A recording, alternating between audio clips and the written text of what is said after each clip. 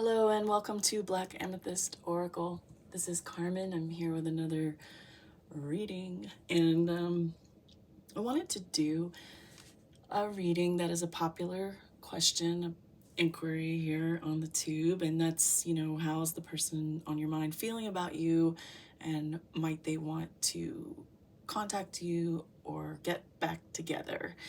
But I feel it's important to also focus on messages for spirit for you, regardless of that information, regardless of another person returning to you. You're obviously in a place of discomfort, to say the very least, at the very least. So, if we're looking for reconciliation, there's a longing, and sometimes you need to turn that love around to yourself, and let's just see what kind of messages are coming through for you. I have 3 groups here. They've been marinating overnight. I pulled a stack of oracles for each group, and they're beneath each deck, and I feel that all this energy is infused. And so when you choose your group, you are choosing the messages meant for you, the oracles that are coming for you about, kind of where you are and what you need to know right now. And then we'll get into the tarot for the questions about the person on your mind.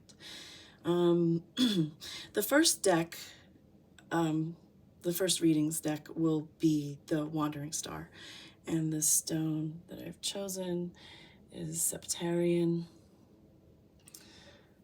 Septarian, in case it helps you get a vibe. Septarian is earth, it's Taurus, it's very grounding, and it's about resolution, it's about motivation, and it's connected to the root chakra. I had to ask my dog to stop doing that.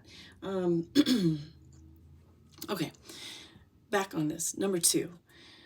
This is rhodonite. Notice I'm using these polished, these tumbled stones. That's not what I usually do, but for some reason, they definitely, feel necessary right now. I don't know. And the deck that I'm using is Soul Cat's Tarot. Rhodonite is calming. It's for strength. It's for truth. It's connected to the heart and the root chakra. It's associated with Mars. It's associated with Taurus, Leo, Sag, and fire and earth, if any of that helps you feel anything. And I will be inserting a still with a close-up. And then for our third group, this is shungite and the Ostara Tarot. Shungite is for strength and clarity and cleansing, and it actually is connected to all 7 chakras. And it's associated with Saturn, Scorpio, Capricorn, Cancer, fire, and air. These extra bits of information that I'm giving you about the stones is just, in case it helps you. If there's just something that you heard there that feels right to help you understand if you don't already know about the stone. Plus, it's just good to learn something new every day if it's new to you. Okay, so I'm going to insert the still now, and I'll see what you're reading.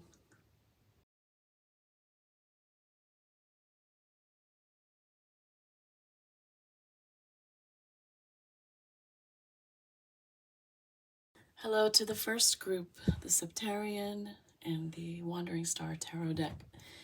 I have placed your pre-drawn oracles here in the interest of saving time.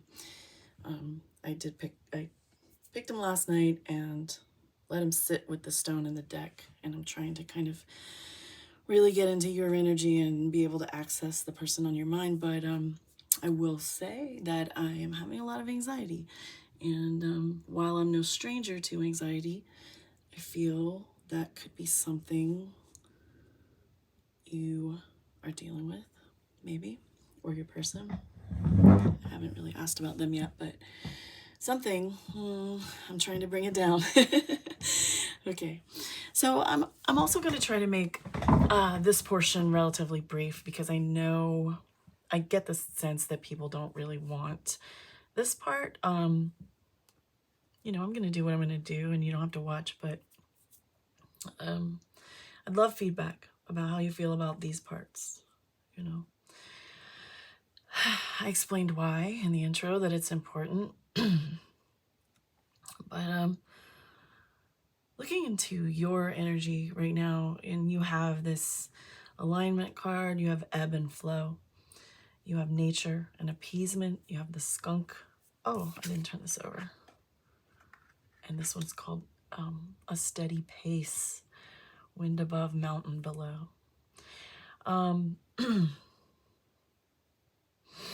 For alignment, and this is just a message about, you know, this deck, the Wilderness, in, what is it called? In the Wilderness Collide Oracle.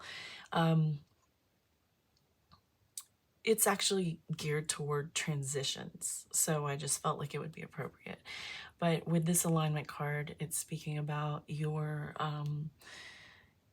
personal alignment is sort of happening. It's you know, if you think about the way the planets go around the sun, and then sometimes they line up just a certain way, and sometimes our light orbs, the sun and the moon and the earth, line up in such a way that we have eclipses, and you know, it's all really so amazing. And we do the same thing inside ourselves. Not that we're made of planets inside, well, kind of, but like, you know, we align our centers with our higher selves. We are connected within to a divinity, a universal oneness, I believe. That's my belief. But for you, this is just a message that a sense of peace and a sense of knowing and understanding your own self a little more than you did before is coming right up. It is happening. It is, I can sense that it is extremely imminent right now. In fact, the anxiety that I spoke about at the beginning is already dissipating, just with this, sitting here with this message and looking at this card. I feel that anything that you've been going through has, you know, I want to say ride it out. Like you've been riding it out. And that's essentially what we do when we have shadow, or, you know, any kind of darkness, or any sort of pain, fear, anxiety, discomfort, loss, rejection, any of the feelings that come along that we don't necessarily love to sit in. You've been riding it out, and it feels like it's coming, you know, I would say coming to a close, but what I really mean is that you yourself are coming into a place of understanding why possibly some things have happened, and just sort of seeing your own self in a new light, which is absolutely beautiful for you. And with ebb and flow, this is talking about the rhythm of life and like what life gives and takes. We are constantly in the throes of life and the rest of those around us, and all the ego around us, and our own egos, and all the forces of nature and all the elements. We are constantly in the throes of all of that giving to us and taking away from us. You know, it's kind of like, to me, the concept of birth and death. You know, we live in a culture that wants to receive, wants to take, but is a little bit funny about giving. You know, it's like you need a cookie to do it. You know, that's just a capitalism thing that I gotta say. But like with birth and death, we celebrate birth. We're so happy about birth. It's a new life coming here with us, and I get that. But we treat death like it is the worst possible thing. We turn away from our own mortality. We are in denial. Many people spend their entire lives trying to defy it, you know. And the truth of the matter is, we would be, I believe, healthier if we could Embrace the fact that each of us has a limited amount of time here. And instead of focusing on like being here as being like the ultimate, you know, only way, we just take advantage of it in a way that is, you know, expressing amazement and wonder and gratitude that we have this opportunity and seek to understand what it is we're here for, but also to understand that it's just a part of a journey that is larger than our time here. So I kind of went off on a thing, but for ebb and flow, it is just very much a message for you about, you know, you win some, you lose some, you give and take, and there are ups and downs, and just remember that. And I'm sure you do, but it feels really strong because I feel like you are receptive. I get the sense that the reason you're getting this is that because you're so close to this alignment, or possibly even in it right now, or feeling in it, feel it coming, you are able to receive that sort of concept of like, you know, giving and expecting nothing. It's unconditional love for life, essentially. It's unconditional love for your journey, and your time here. So, you know, I don't think I'm telling you necessarily anything you've never heard before. I'm just reminding you because it's here. That's why I don't want to spend a lot of time on this. Okay, so we also have this nature card speaking about, you know, the essence of who you really are, which is just perfect beneath the alignment because, you know, I always talk about at the core. I talk about our spiritual core. I talk about the core of a connection. That's something that I've just always felt I like to look at in the ways I use my mediumship or whatever. So like nature, you know, not only is nature like all of life around us, it is very much to me speaking about who and what you are inside and out, like your whole existence and your whole spirit and your whole the vessel and the soul, like everything about what has made you what you are. Did you see A Wrinkle in Time? Like there's a beautiful passage from that book slash film just about you know, do you have any idea, I'm paraphrasing, any idea how, you know, how many choices and decisions had to be made and what to bring you to this moment, to bring you to be exactly who you are right now. And I just want to remind you that you are part of nature. You are part of something huge and enormous and beyond human, you know, grasped, really. Like we can ponder it and we can, you know, get into physics and all of that, but like, you know, the vast, miraculous, infinite space of everything is so so much bigger than us, and yet we are a part of it. So it's important that you know that. And anytime you're feeling down, you know, just remember you wouldn't be here if there wasn't a reason. You are here for a reason. You're a part of nature. You're a part of something huge. You're a part of the collective of all of us who are all struggling in similar ways often. This appeasement card is really just a calming card. I feel it's about peace and it's about compassion.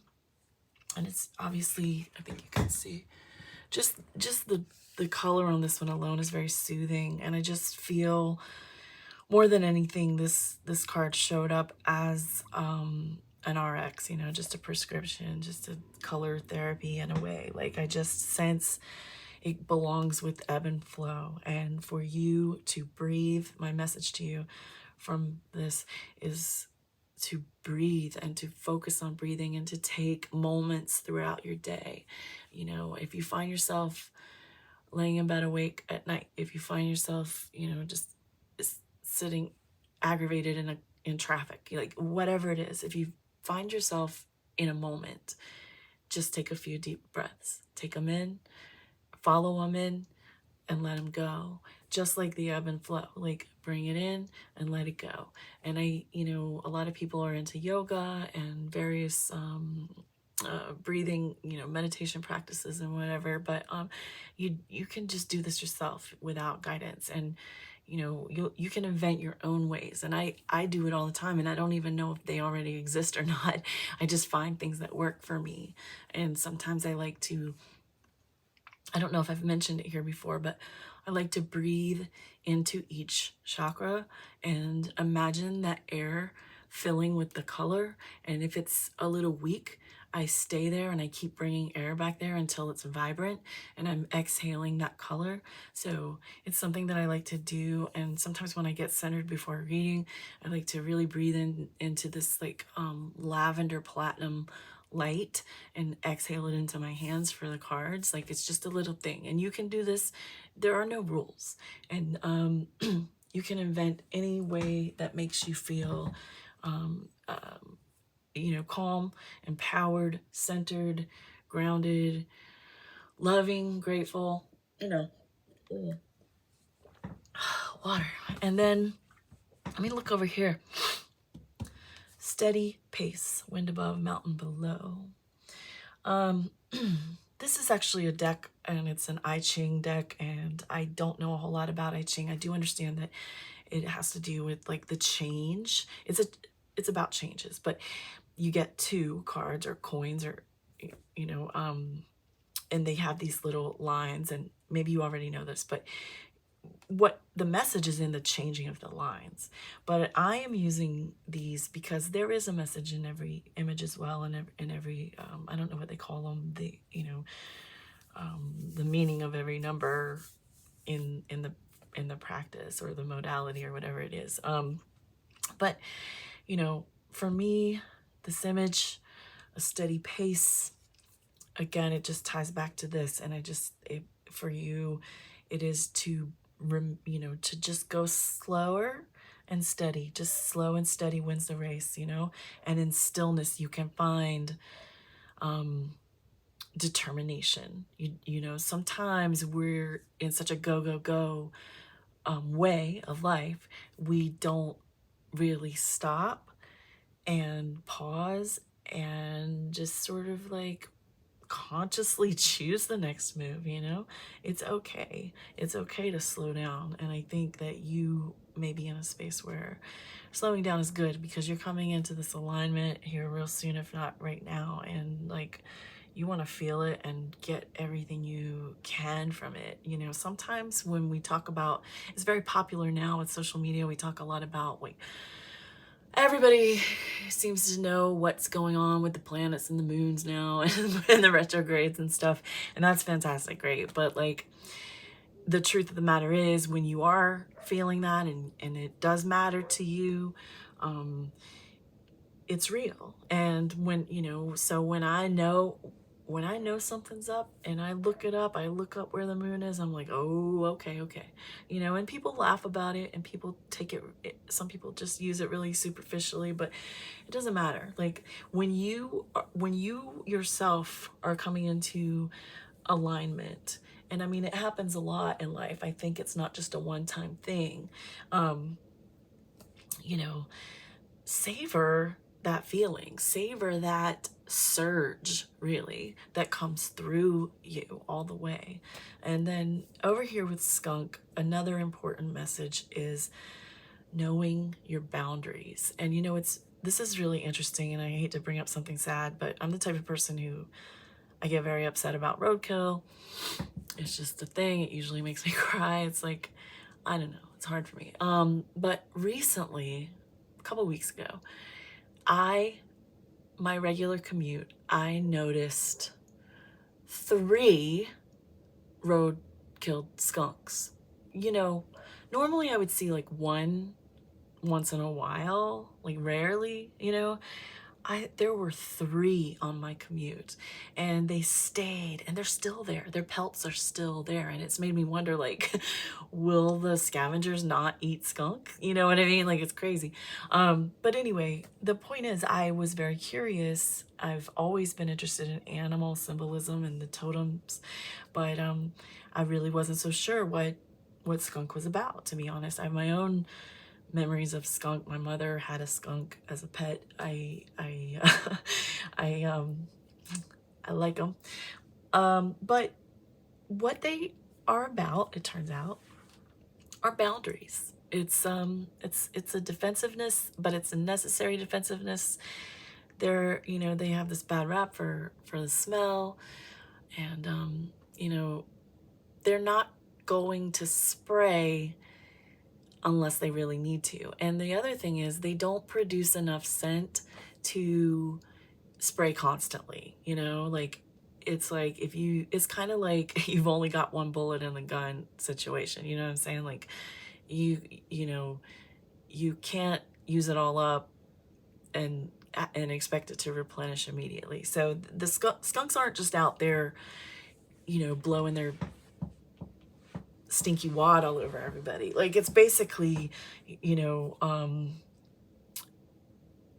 much smarter than that, and when necessary. So my message to you with this skunk: understand when it is time to enforce your boundaries. Know what your boundaries are, and know when someone is encroaching. I feel it's really easy to give people a pass when you love them.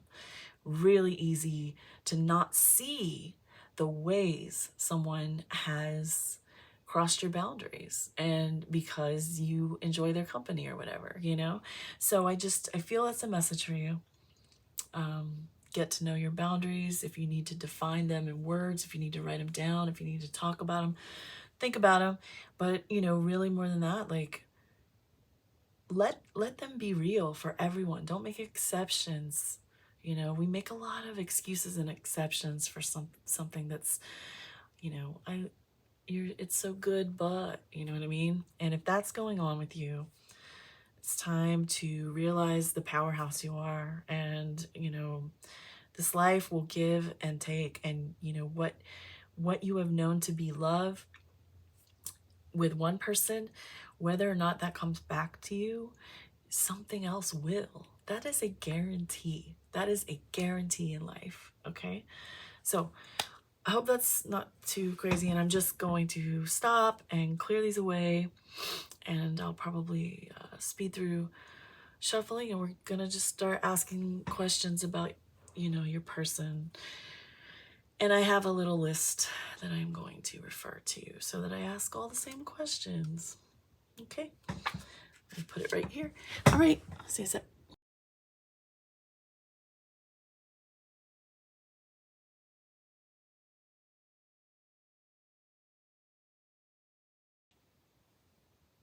You guys, I'm losing my mind. I am so pissed. I forgot.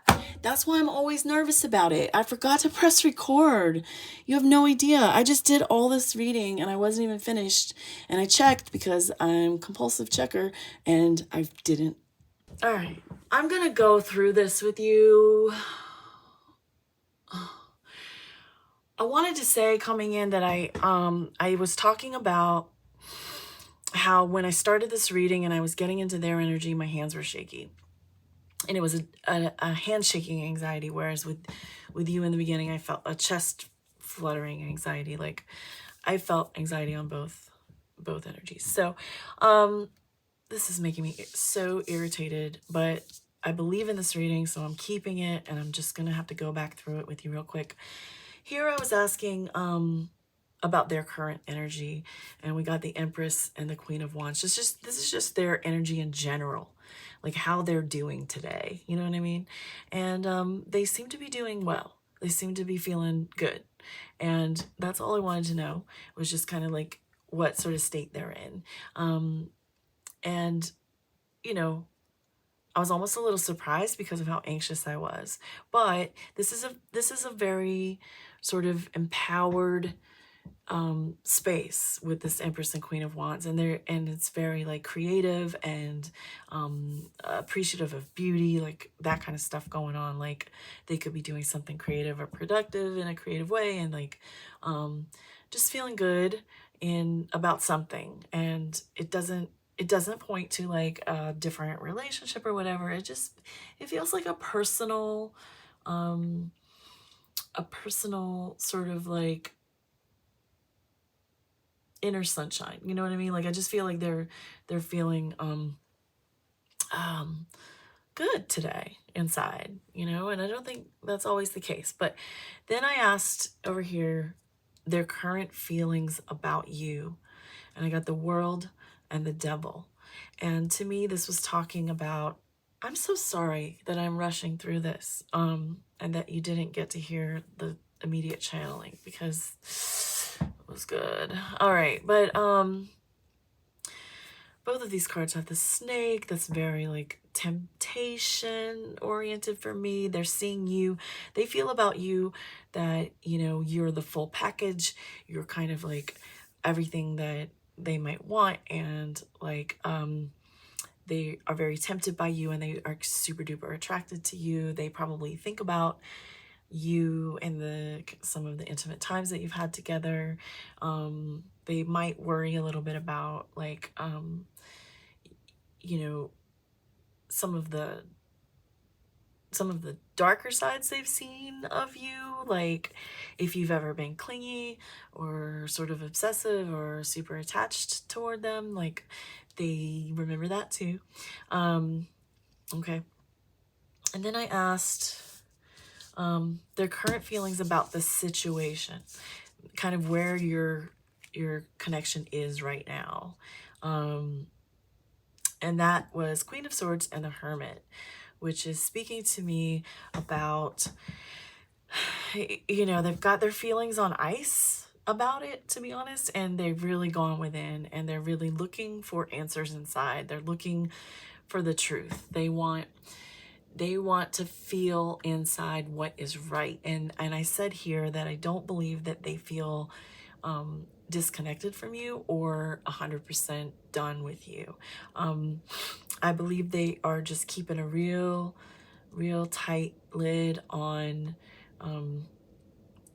letting themselves feel a whole lot emotionally. Like that, you know, the Queen of Swords is known to be the Ice Queen, and I definitely feel that there's a chill around acknowledging their feelings, and they are thinking about it but blocking their feelings in a sense, intentionally, because they need to be here instead. This is where they're choosing to go, and they have to work to do it. They have to consciously shut down the harder feelings when they come up about missing you or anything like that. They have to shut them down and return to this. They're probably, I sense, spending time alone and working on themselves in the interior. And then I asked how they're feeling about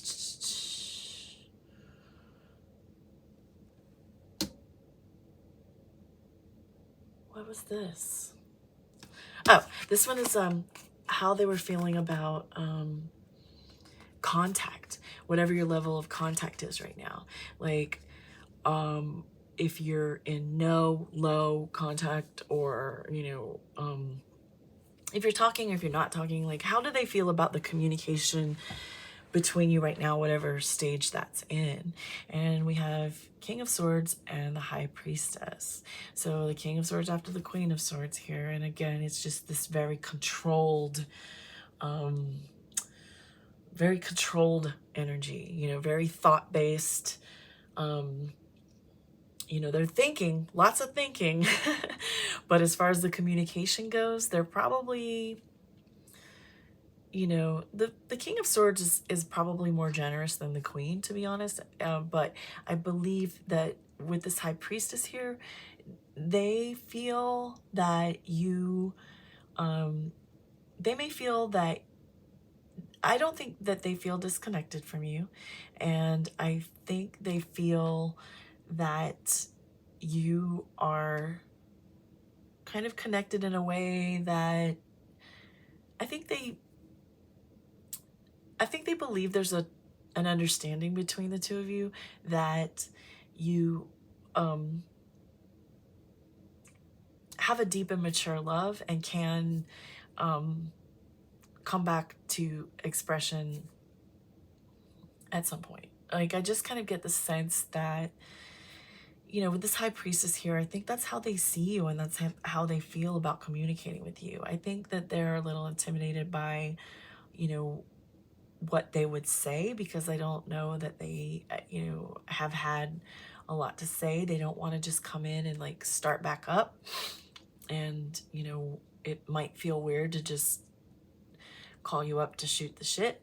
And if you are talking and it's just real minimal or real kind of like surface level, that's intentional. They don't want to, like, they need to be here, and they don't want to drag you kind of through their indecision and their uncertainty. And I get the feeling that they think you're okay. I don't think that they are aware how much you are thinking about it, like how much you're missing talking to them. They may know that you miss them, but they may not know the extent and to what degree you were hoping for communication.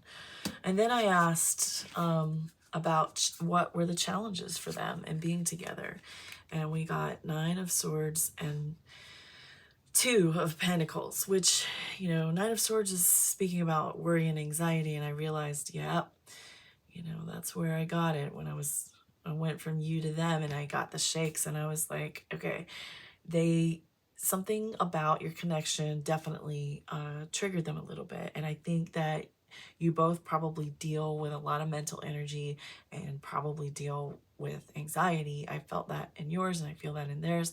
And I think that there is, you know, something in them just feels the necessity to, the 2 of Pentacles to me is, I always say, juggling logistics. It's life, it's jobs, money, paying the bills, getting the groceries, you know, like there's a lot of just trying to balance the logistics of living. And I feel like that's about all they could handle at your point of departure and separation. I think you trigger each other into possibly some codependency or attachment issues, or maybe even bringing up like rejection or abandonment issues. Like there's definitely something about the closeness that that the 2 of you are capable of feeling with each other that's very mirrory. And I think that they you know, it's not comfortable, and they weren't as capable as you to confront it. I think that you know, when I think about that alignment card in the first portion of your reading, I think you are someone who is a little farther along, and you are ready to face things head on, and you know, to do what it takes. Like I think you were feeling you would do what it takes, and you may be feeling let down that this person can't do what it takes, but you have to remember we're not all made of the same stuff, you know. So I want to ask about their intentions. However, I'm not sure they have, with them in hermit mode, I'm not sure they know their intentions right now. So I'm just gonna leave it a little more open and just ask, like, what sorry, I'm recentering because I just had to recap all of that for you. Let me get back in here. In fact, I'm gonna light this again. I'm very sorry. This is why I freak out and check to see if I hit record, because I'm telling you, if I don't check, something like this will happen, and that's what happened. Super annoying. It's not like I have all day either. All right, here we go. Septarian's person. What would they like to happen next? What would they like to happen next between you? What would this person on your mind like to happen? Oh, to happen next between Septarian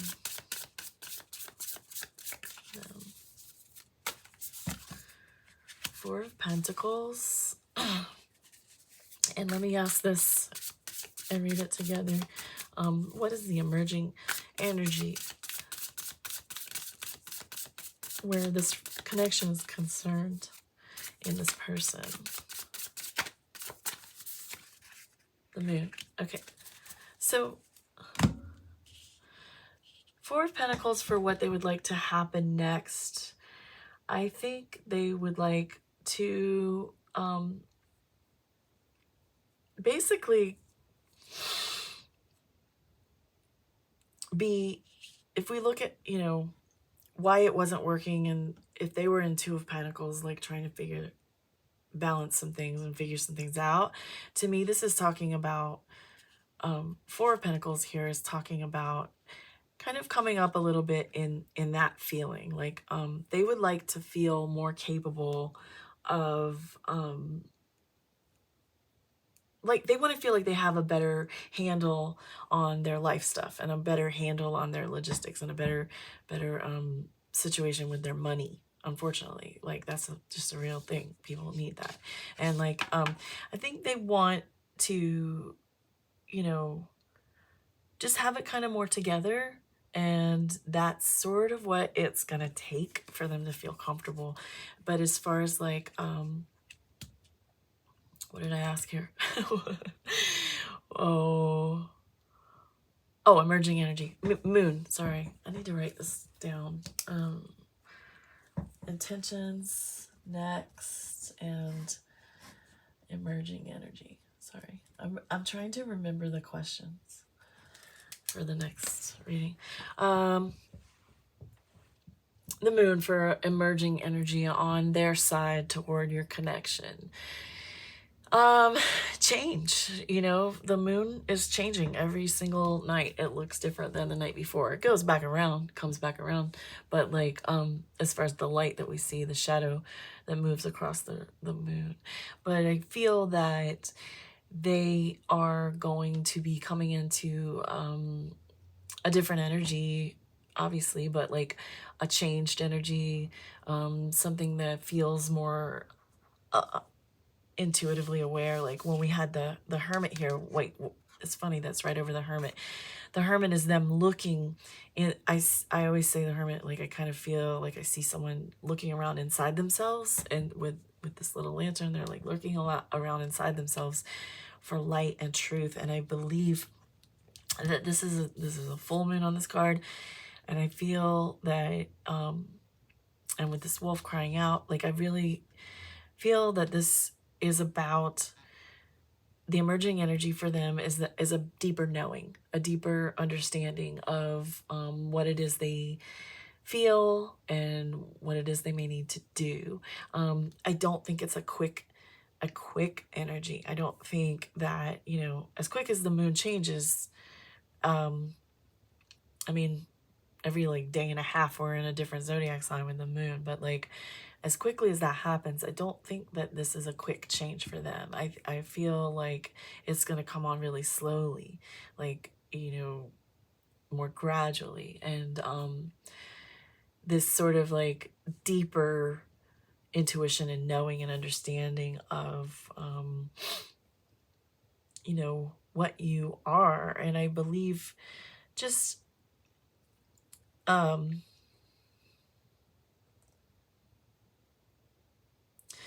I think there's a chance that they will feel like connecting with you, and I don't know if they'll act on it, but I think they will not have forgotten and feel that instinct to, that draw toward you, that sort of calling, you know. And I'm just going to ask one more for tarot, and that's just the outlook for a reunion between the two of you.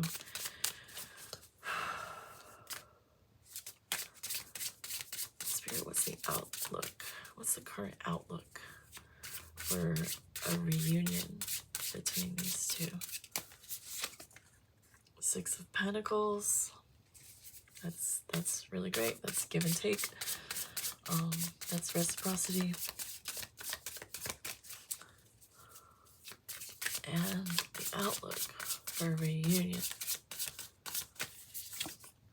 Three of Wands, that's manifestation. So the outlook for your reunion based on these two cards is good. Six of Pentacles speaks of reciprocity and also of like being kind and sharing, like sharing and growth. And then the Three of Wands is a manifestation card in my mind. It's looking at the bigger picture. It's making plans for the future. It's kind of longing. The little words on this card are action, adventure, luck. And this one are give, receive, and family. These are both favorable. So there's, you know, my feeling, you know, from Spirit here is based on current energies of nobody does anything crazy. Like maybe the outlook is good right now that the two of you can find your way back together. So I'm going to, for fun, and you know, sometimes I feel nervous using these, but I'm gonna pull out the psychic radio to look at you know, what they're hearing on the psychic radio that makes them think of you. Okay. What is Septarian's person hearing on the psychic radio? Oh. Can you see that? It's Baby, It Ain't Over Till It's Over. That's Lenny Kravitz. I don't think you need me to explain that. And the reason I freaked out like that is because really, like, that's perfect. I mean, I've definitely gotten that vibe through this whole reading. It's not necessarily over. But you both have free will, and there's, you know, a million people are on either side of you. So things happen, okay? But you're not crazy if you feel like it's not over. Okay, give me one more for what are they hearing on the psychic radio that makes them think of Septarian? Crawling Back to You. That's from that Arctic Monkeys song. I'm not sure what the title is, if that's the title or not. Crawling back to you. What is that song? Do I Want to Know? Yeah. Yo, I don't think you need me to explain that. I really don't. Wow. Okay, now this one makes me nervous too. I'm not gonna lie, because when it's a good thing, I kind of want to just leave it, right? This is a little deck called Into the Mystic, and it's kind of like advice. And I'm really hesitant to use these sorts of oracles. I know a lot of people on YouTube channels do. I don't know. I like to receive my advice in my psychic mind, but I'm gonna let these cards speak. You know what? Let's do something fun. I'm gonna get two face down, and you pick which one you want, and I'll turn them both over, okay? And these are advice. So how's that? Let's do that. All right. So, what should our Septarian person, Group 1 person, do about this situation with this person on their mind? What should they do? What should Septarian number 1 person do about this person on their mind? All right, you ready? So you decide if you want the first one or the second one, or both, or none. You decide that. That's on you. I can't be responsible for these words that are not written by me. Release what you cannot control. Okay. Okay. Like it. Have compassion in this time for yourself and others. I can't go wrong with those. Listen, there are cards in this deck that are like, walk away. And I'm like, no. So there you go. If you chose one or both of these, that's just a little final advice. I feel funny. It's not my style to really use word cards like that. But I do really like this one. And I think it's important for you to know personally. Release what you cannot control. You cannot control the timeline that this person is on. If you want them back and you want them to come crawling back to you, don't worry. Just like trust. You know, what did we have in your, you know, you've got to trust. You got to trust that it, you know, what's meant to be will be. All right, I'm stoked for you. This sounds pretty nice. And then your songs, man. I'm feeling those. I'm feeling them. All right. See you next time. Hi there to the second group who chose the rhodonite and the Soul Cats Tarot. Oh, man. In the first reading, that thing happened where I forgot to hit record. Oh, it sucked. But anyway, I think I did some damage control. And so now I'm going to check every 5 minutes to make sure I hit record. Okay. Yeah. So these are the oracles that I drew for you, and I'm going to try to make it short and sweet because I know this isn't everybody's favorite part. Please do let me know if you like this type of reading, because it's not how someone feels about you. We will get to that, but I just feel these messages are important regardless of what somebody else is doing. Because there's some stuff that came through, and when I see it resonate from across decks, and I see the same message occurring like across decks for you, because you know what I do is I'm looking at this and I'm talking and I'm getting your oracles, and it's just always really cool, the synchronicity of, you know, some of these cards go together so well, the messages of them. So from the Wilderness Collide deck up here, the Shadow Realm and the Offering, can you even see them? I feel like they're really pretty. You have the Shadow Realm, which is talking about going within, and it has to do with like the shadow, right? Like looking at your patterns and your behaviors and the choices you make over and over again, and like really just wading through all that and getting to your true self and seeing who you are and how you operate. We analyze the shit out of everyone else, and we put blinders on to the parts of ourselves that we don't love or want to see, and those parts need love too. That's how you heal them. So, you know, this Shadow Realm card is speaking to me about a need that must be present for you to really go within and look around in there and find the parts of yourself that you don't want to feel, or that, you know, that you're at war with, or that battle you and leave you scarred, and the parts of yourself that need love more than the rest. Like, yeah, you love the good time energy, and you love the fun version of you, and you love the happy version of you, but go in there and hold the hand of that, you know, hurt part of you. Hold the you know, give a hug essentially to the part of you that is afraid and feeling rejection, or feeling loss, or feeling tired and exhausted. I get, you know, so you know, it's just, there's just a message about like a real need to go inside, and you know, shadow work is different for different people, and people, there's the whole internet, I'm sure, is full of ways to deal with it. I personally like to use a lot of this visualization stuff, I guess, because I'm kind of a visual artist, but I definitely, I see everything in imagery, and that's kind of how I do these readings, and my tarot comes through that way.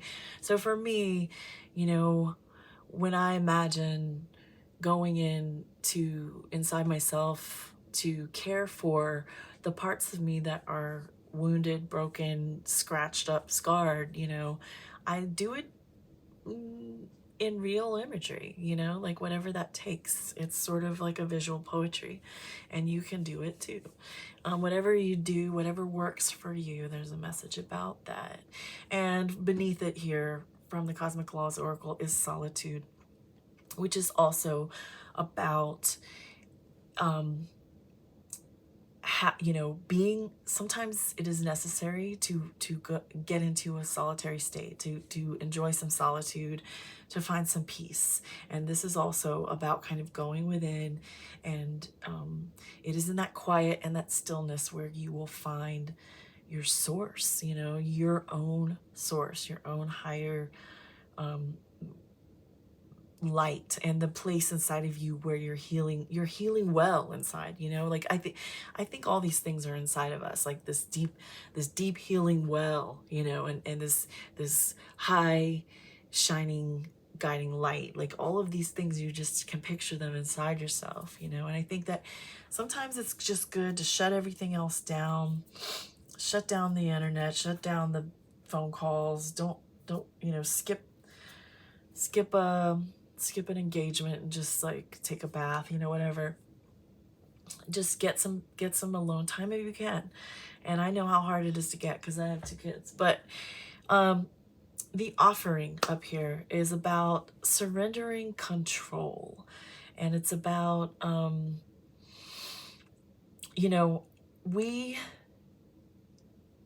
it's connected to the shadow in a way, because it's like we go through life, and anything that we don't like love that's happening to us or happening in our worlds or happening inside of us, we kind of just like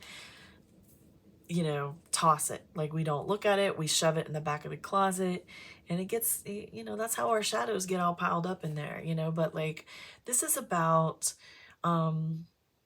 being present and using intention and releasing all of that stuff, like just learning to let go. Like if you consider I've been wondering, like, how do you let go? Like, how do you let go of something that is so hard to let go of? You know what I mean? Like, what do you mean?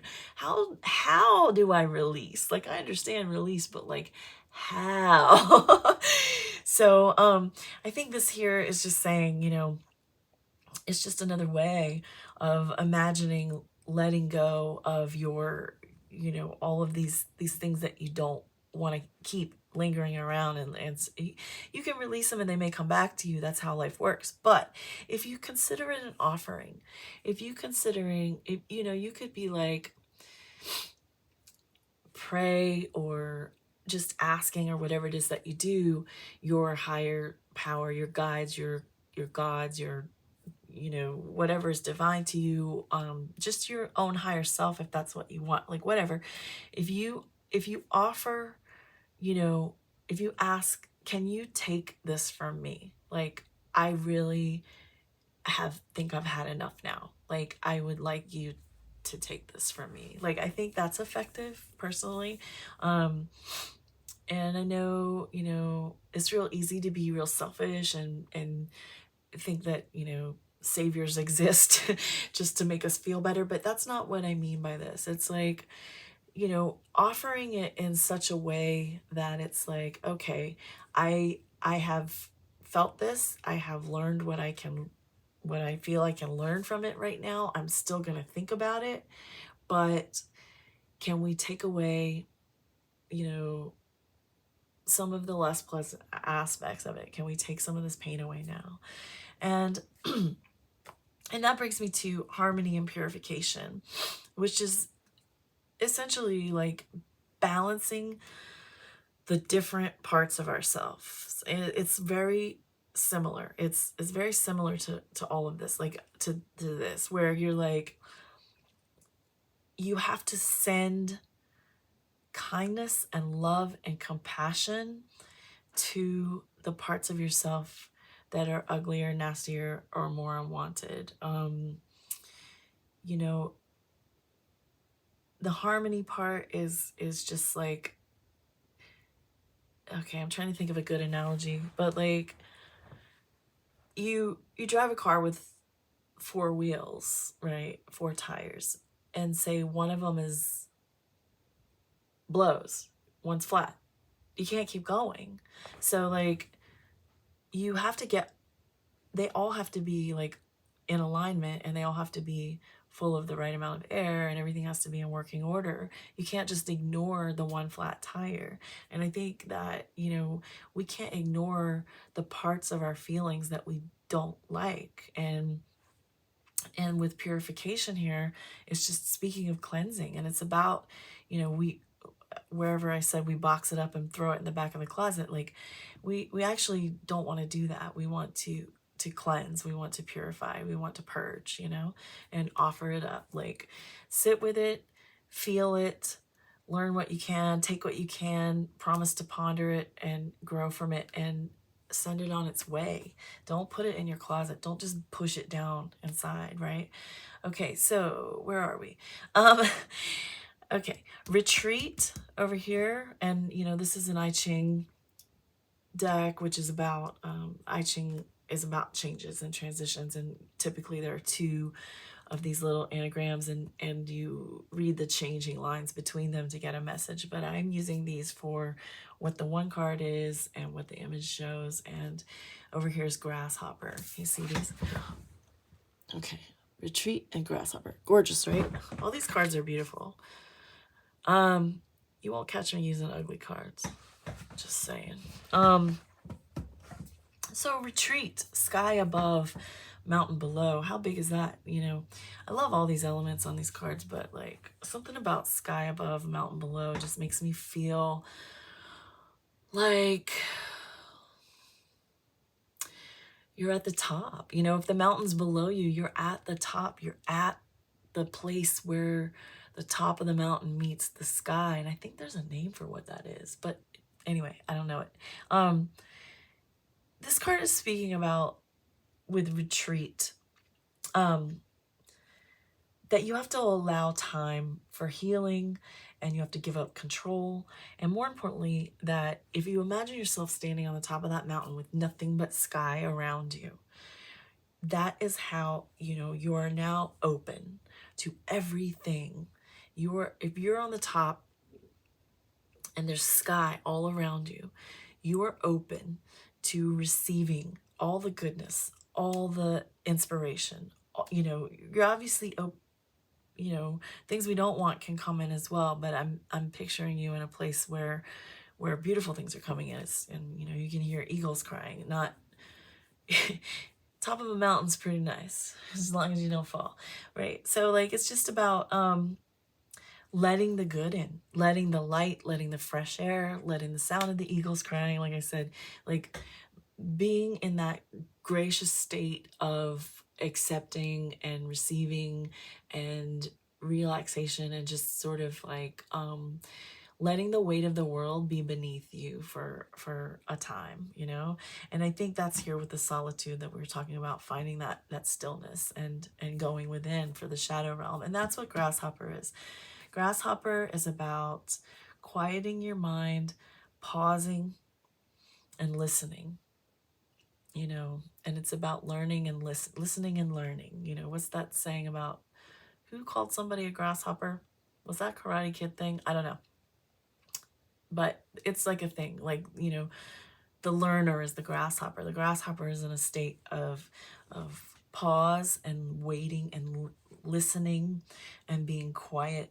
So it's like, quiet your mind and then follow your instincts after you've reached a stillness. You know, that's what I think this is. So I really don't want to spend a whole lot of time on that. That's just a quick little download from Spirit for you. And I'm going to stop the video and clear these away and shuffle these. I'll speed that part up, and I will return with questions about your dear beloved. Hang on.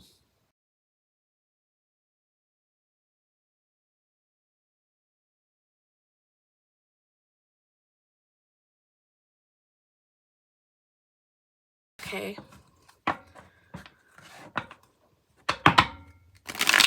Rhodonite person's person. Number 2. Rhodonite person. Let's look at their current energy. Just their general current energy. This isn't about you. This is just kind of how they're doing right now. How are they doing today? King of Pentacles. And Justice. Maybe they're working. Maybe they're taking care of business. I think their general energy is they're thinking about work and getting bread, so to speak, like the kids say, or whatever. I think they're feeling, honestly, King of Pentacles is Taurus energy, and I speak from experience that they're feeling chill. You know, they're just like doing what they got to do, kind of like eyes on the prize sort of vibe. That's how they're doing. And with Justice, I get the sense that they are, you know, just making it work, like just sort of like taking care of business, like I said, like doing what they need to do and handling their affairs. Like I don't get an overwhelming sense of them being like emotional or caught up in their head or being active or in love or any of that right now. It's just a real kind of like taking care of their shit. Okay. All right. What is this person's current feelings about you? The current feelings of rhodonite person. How is this person feeling about rhodonite? Number 2. Oh, 2 of Cups. They feel you have a very serious, deep bond. 8 of Cups. And they're feeling that they had to kind of walk away for some reason. There's some distance. They're feeling the distance. They feel you are it. Like you're like amazing. You're like kind of, they feel your connection. They feel your bond. They feel, I think we all know what 2 of Cups is by now, but I'm getting, see, this particular cat is sitting here with, sitting there with a cup of a fish each. I mean, a lot of times a 2 of Cups has 2 loving creatures on it together, but this cat is looking a little sad. He's looking at his 2 cups, and where's the person that is going to share it with? I'm saying he because he looks like a boy cat, but what do I know? It doesn't matter. Doesn't mean it's your person or you, but there's just a feeling, a little bit of a sadness, and I think this person may actually be looking at your connection and feeling some nostalgic, some 6 of Cups energy, and some kind of like longing to kind of like missing you, like wanting to give you your cup and like missing the times where you would sit there and have your cup of fish together. Anyway, then there's this other sense of them sort of like feeling emotionally distant and kind of prioritizing their life and kind of turning their back on the situation so they can do what they need to do. And you know, the 8 of Cups never strikes me as like a super agonized or painful place. It's just like it's almost painful when when somebody else is showing up as 8 of Cups. I'm like, oh, you just turned your back on me and walked away.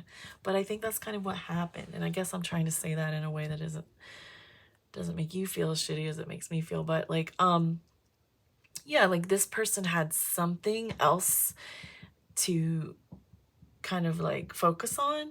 You know, so I feel they feel about you though that you know, they miss you and you're this person, and maybe they're even considering the decision that they made, but we're going to look at that. Okay.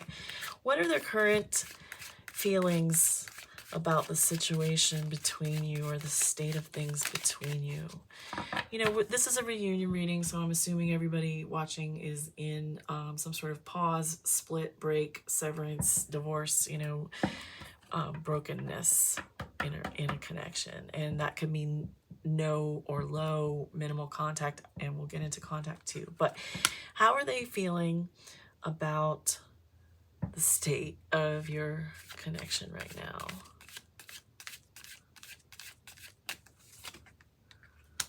The Hermit. That's what the last group got in this question. That's a good sign. They're thinking. How do they feel about the state of this situation? Knight of Cups. Okay, so yeah, the Hermit, they're thinking, they've gone within, they're looking for answers, they're looking for the truth, they're looking for the light. They're, you know, again, this is like, this particular cat's just looking kind of lonely, like, maybe they're boring themselves over here, like taking care of business, but I feel like this person is, really thinking about what's happened between you, really thinking about it. And with this Knight of Cups, I believe they may be considering a U-turn. Knight of Cups, a romantic proclamation. Did I show you this one? What's up with this cat? Look at those cool stripes. Oh. Sorry, I'm just thinking about it.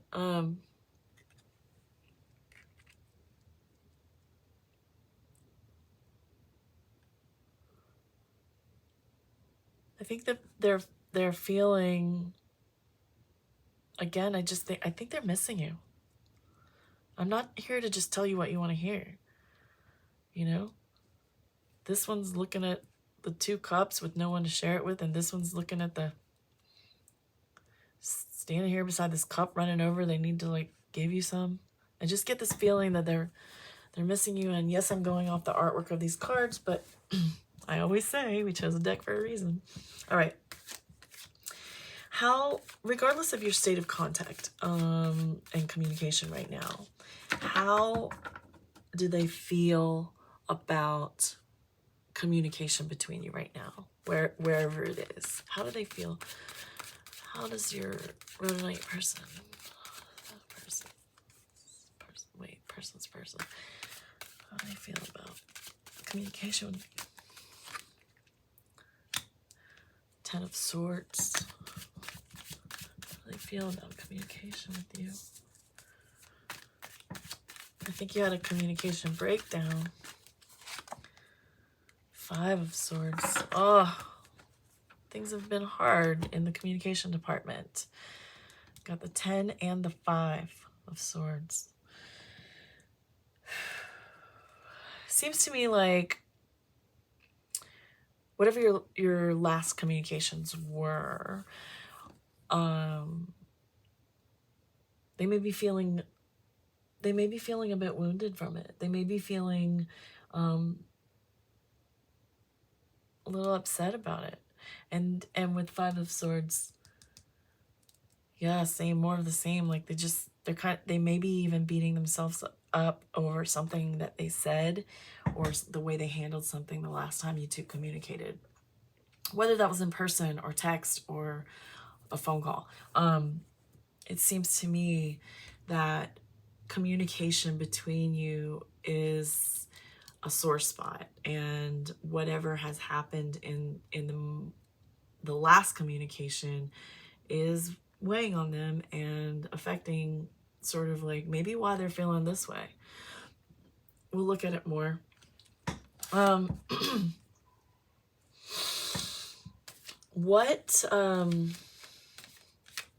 were the challenges?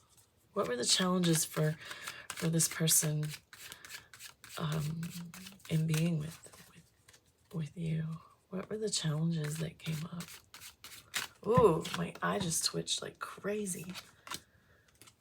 Oh, I have my deck upside down. Don't mind me. 10 of Cups. Maybe you didn't want the same things? Huh. Let me see this one. Tell me about this 10 of Cups and what was the challenge in this connection. 7 of Swords. Huh. Was someone dishonest?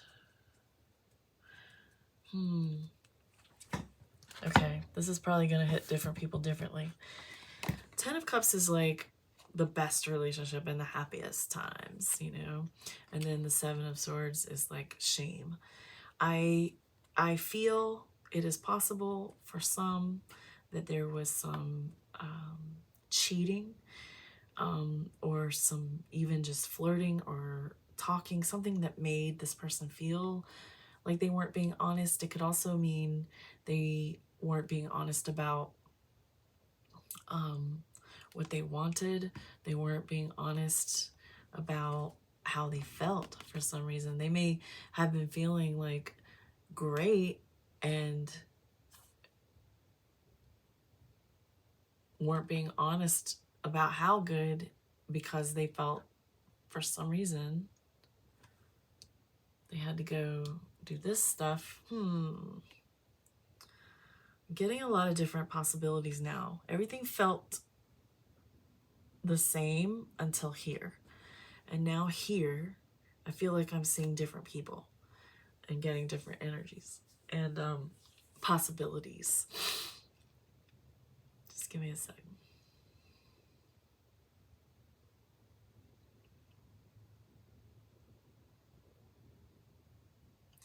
Okay, I'm gonna, I've mentioned some things, but I'm going to say that there's a real heavy energy of this person jumping in and saying, making promises, saying this is, you're the one, this is it, and then backtracking on that for some reason.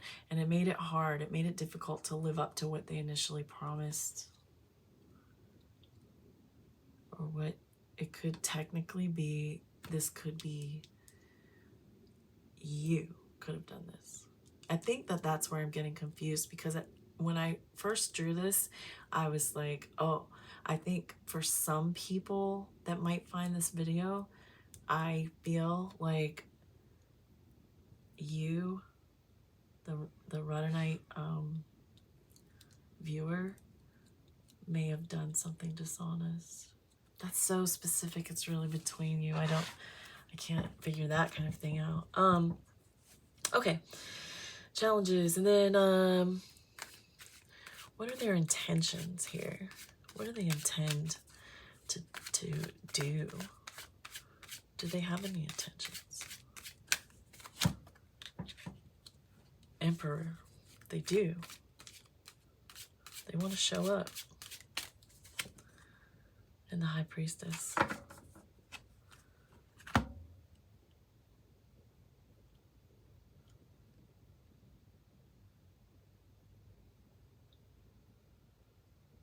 They want to be that emperor. They want to show up and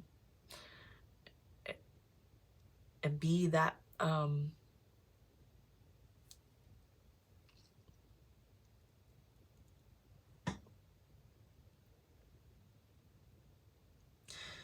they want to be satisfied. They want you to be satisfied. I think they want to reach, what was that? King of Pentacles. Yeah. The Emperor is like all the kings, right? I think they just want to kind of like level up and be able to show up. And with the High Priestess, for intentions, they are going to want to feel out where you are, and they're going to need to like just have a sense of sort of what you're, by that time, like how you're feeling. I think that if you're connected on like social media or something, they may be looking for clues. And people play games. I see it all the time. Not me, but but I see people playing games. I'm kidding. I'm sure I've played some games, but I just, there's I get the sense that, how interesting is it that this Emperor has a Mars symbol on his head, right? Yeah. And this cat has a moon symbol on, I'm saying, her forehead.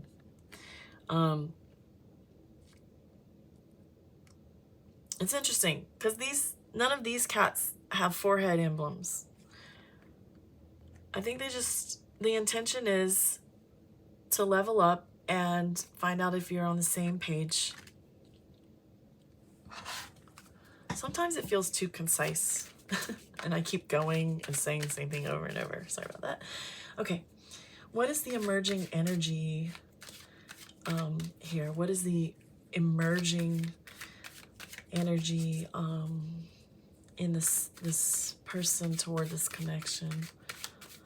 Let's see, emerging energy in this person toward the connection with REUNITE. Queen of Wands, some nice passionate, empowered energy, some nice sexiness and warmth, manifestation. Whoa. Give me that. Emerging energy, one more. With this Queen of Wands, and this kind of energy is coming up from this person toward number 2, the rhodonite.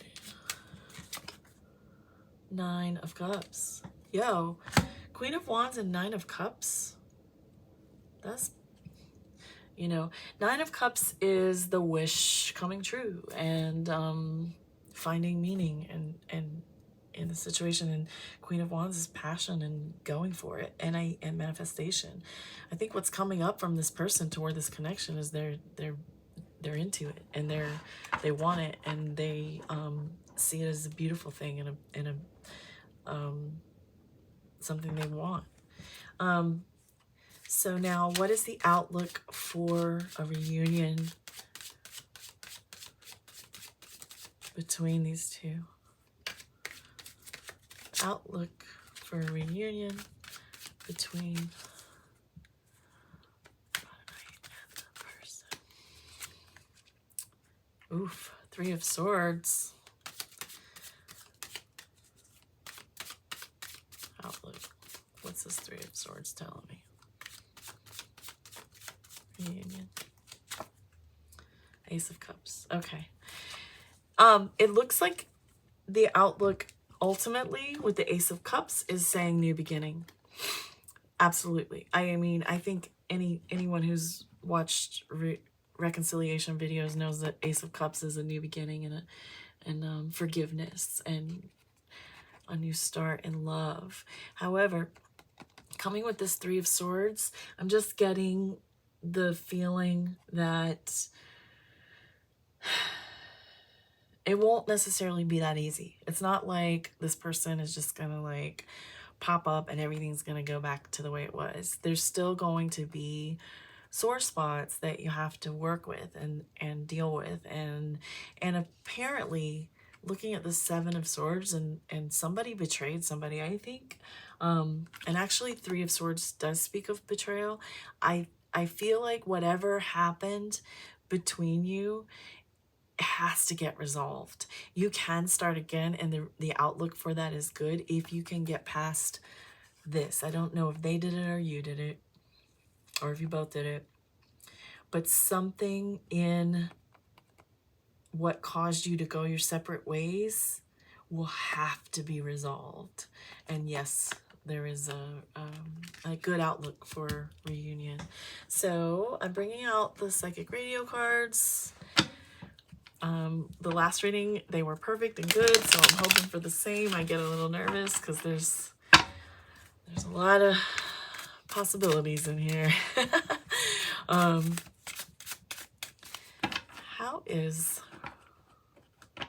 What's on the Psychic Radio for REUNITE's person that is making them think of, like, what is, gosh, phrasing questions is hard. What's on the Psychic Radio for, what is REUNITE's person hearing on the Psychic Radio that's making them think of REUNITE? Oh, I Love You Just the Way You Are by the incomparable Billy Joel. I love that song. And what else is on the Psychic Radio for the way, for the way? What else is on the Psychic Radio for REUNITE's person, making them think of REUNITE? What a wicked thing to do, make me dream of you. That's a sexy song.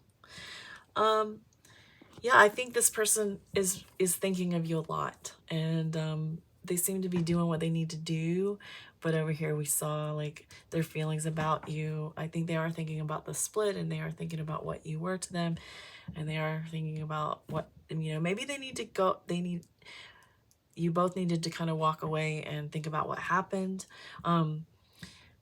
But I get the feeling with these two songs that they are very attracted to you and miss you, and are sort of like coming up on an energy of wanting, you know, to just embrace the unconditional love aspect and like take each other for your flaws. And I will say, I don't know, you know, it's a bold statement, but I do feel that, you know, it was the initial hit that I got when I saw this dishonesty. I kind of get the feeling that the viewer, the viewer, did the dishonest thing, the Three of Swords and the Seven of Swords thing that you guys have to get over. And I think that this person wants to love you unconditionally and forgive and accept. You know, we're all human, so I could be off. I don't know. You know, but I don't. Let me know. Okay, so, and this was the other thing I was saying with the other reading. I am not entirely comfortable with word oracles the way a lot of people are in readings. I like to channel the words myself, even though I stumble all over them. But I feel like we've got a good energy here. Let's see what you should do. This is into the Mystic Oracle, and it's designed to sort of answer like, what should I do about? So what should our rhodonite number 2 group people do about this situation? I'm going to put 2 down. I didn't tell you this. I'm going to put them face down. You can pick one or both or none and take them, okay? What should rhodonite do about this person? What should rhodonite do about this situation? All right, ready? This is what we have. Release your assumptions as they are clouding your ability to see clearly, and stand your ground. Okay, so this to me goes back to the first part of your reading where we were talking about boundaries with the skunk, and I'm sure you know what that's about. Stand your ground, and then release your assumptions as they are clouding your ability to see clearly. My lack of wearing my glasses right now is clouding my ability to see clearly. Take it for what it is. You can take it or not take it. But that's your reading, and things looks okay. Looks like you guys have some wounding to get past, but it does look like that person would like to at some point. All right. Thanks so much. I'll see you next time. Hello to group 3. You chose the shungite and the Ostara Tarot, which we will get into to psychically investigate your person. And I also have some other little cards over here for that are a little more fun. But first of all, I'm assuming that if you're here at a reconciliation reading, you're in a separation, split, breakup, divorce situation. That may mean there's no contact or low contact, so we'll address those kinds of questions as we get through the tarot with them. But more importantly, I feel there should be a prelude. There should be messages for you that are just for you, that don't, you know, it doesn't, that regardless of what this person wants or does, these are things that you need to know. And these were all really intense groups. Each one had its own special kind of messages that really went together well, and yours is no exception. Like, yours is really intense, I will say. Your energy here is showing up. Whew, I just got chills. I've been having various reactions throughout the day with my readings. Yours just gave me chills. Like, I feel like you are really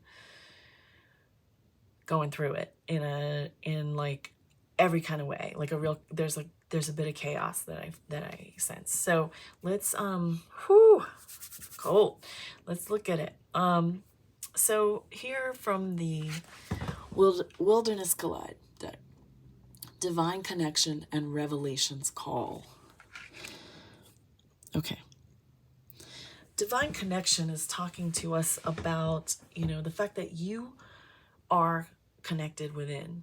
Regardless of what happens outside of you, you can always go in to reach your connection. And sometimes, and believe me, I know, there are times when things are so chaotic and loud that you can feel disconnected. And I've gone through extended periods of feeling disconnected, and it's such a lost feeling. And I hope that you're not experiencing that too much. I think it could vary, but among people right now. But I've been there, and you do come back into connection. All you have to do is keep listening and wanting and going there. Divine connection, there is peace and love inside of you. And there's another message with divine connection that has to do with like appreciating all the ways that these messages show up for you. It's not just inside of you. You can see, for example, this is just an example.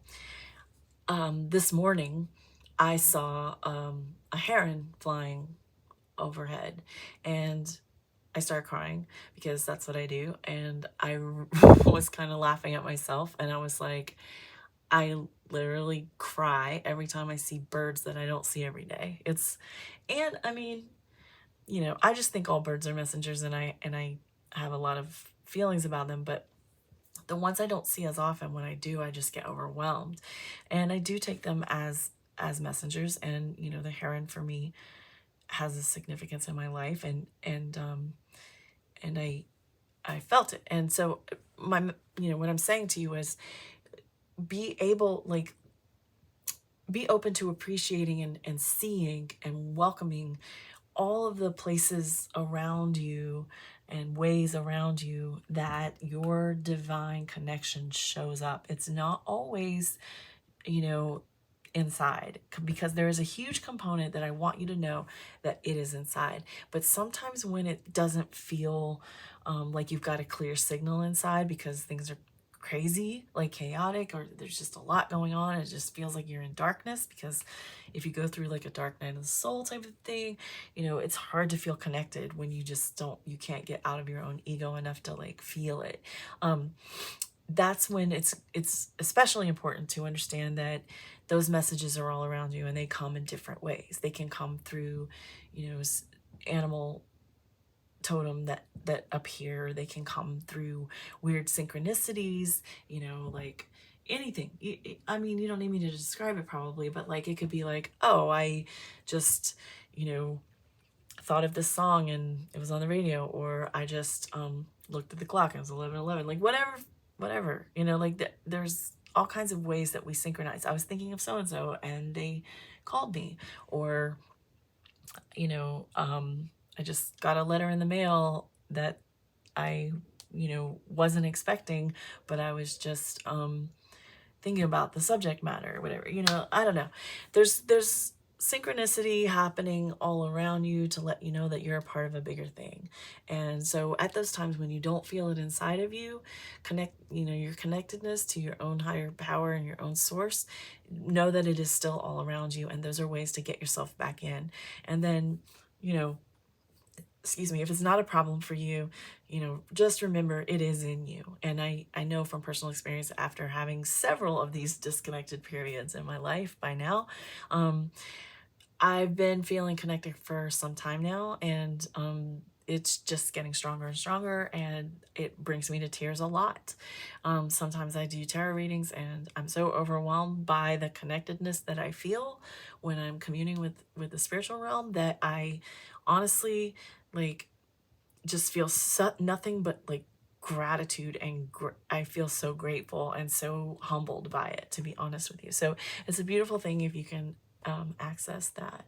And then, you know, that's intuition down here is essentially, you know, trusting and building up that inner connection. It's the same kind of thing, like remembering that it is inside of you, and allowing that connection to build and be stronger and stronger. Like I was just describing to you, mine over the years, my intuition has only gotten stronger and stronger. And yes, I've had periods where it felt like I didn't know anything. I didn't know my, is that a thing? My ass from a hole in the ground? Gross. Anyway, yeah, like I just think, you know, wow, why did I say that? So gross. Yeah, like your intuition is a connection between you and the divine, and it is a part of you that you can feel disconnected from, but it's not permanent. It is a part of you, and it's going to be in there when you're ready to look at it and listen to it and feel it, or whatever your way is.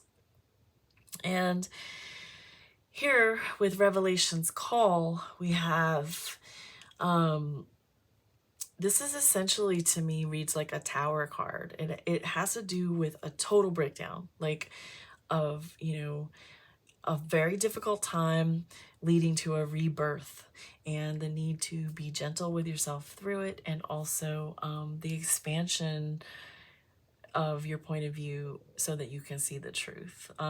That's all very tower to me. And so, you know, this Revelation's Call, something revealed, something true, something coming to you and shaking you, you know, this is a beautiful card, and it has like just this sort of free, I don't see this figure as falling. I see her as being like lifted, and this lightning down here, like she's just being lifted to higher knowing. And I think that there's a message for you here about basically, if you are going through or have recently gone through something of a tower moment, like a breakdown, this is the time for, you know, expansion of your perspective. Look down, look around, look up, take it all in, take it for what it is different. Look for those signs, those connected signals and signs from the universe, and just more importantly, be gentle with yourself and picture yourself. If you feel like you're falling, sometimes I feel like when chaos is happening, you can just feel like you're falling, and you know how you see, like, you'll see like an image of someone free falling in the air, like scrambling, or like even in the cartoons, like Wile E. Coyote's like falling off a cliff, like scrambling or whatever. If you can just imagine yourself just like this figure, just completely letting go and like trusting, it may be a more graceful fall for you, a more gentle fall, and you'll be caught in the bottom. You've got to trust that you will be caught. And I'm going to go over here to shock. I've told the others that this is an I-Ching deck, and typically there are two cards or coins or whatever, and they have to do with these little line anagrams, and you look at the changing and you get a message about what is changing. And I think that's a beautiful concept, because you know, this deck is also about changing and transitions, so I think that's important. But shock card, this shock is talking to us about being open to fear so you can transmute it. You know what I mean? Like, if you look within and you see like fear and anxiety, like, look at it and be keen to changing it. You know, that's energy, and you know, it exists in its state, but what you do with it and how you kind of allow it to take shape, and like, you know, I'm not saying you can change it from what it is, and this is just my own theory, but I believe that you can almost sort of like be gentle with it, and you find your own strength to, like, okay, here's an image that I'm getting. So you're like all these, imagine all these like fragile glass orbs of anxiety and fear being thrown at you, and you like are catching them and setting them down gently. You know, you don't want them to crash around you. You don't want them to hit you and break and like just completely overwhelm you and just like destroy everything. Like you just have to like catch them and set them down gently. Like I'm picturing glass orbs because my mind's weird, but like picture it with eggs, you know, if you need to, but like something fragile around, you know, an outer shell. And then you can just imagine yourself being gentle with those feelings, because we don't like, this is very similar to something I talked about in the last reading, but like we don't like those feelings, so we tend to just kind of kick them, kick them, kick them away or whatever, like kick them into the sewer drain or whatever. But that doesn't make them go away. You have to be gentle with them and transmute them into something you can use. And something you can use is recognizing that the courage that takes and the bravery that takes. So just in handling them, just in accepting them for what they are, you are being brave and you are being courageous, and that is strength. And if you have that strength, then you're good, you're fine, you're gonna be fine. You can get back to this and you can go on about your life. And sorry. So yeah, like this, think too of if you have an inner compass that is leading you toward, you know, divinity and light and intuition, think of you know, a shock to the system and an upset and a tower, like an earthquake. I always picture earthquakes with towers, but I'm sure I'm not the only one. But like, just imagine that, and it's shaking your world and it's shaking everything down and everything's getting torn away and the truth is being exposed. But more than that too, another thing is happening, and it is that your sorry, I have to turn an alarm off. Alarm City.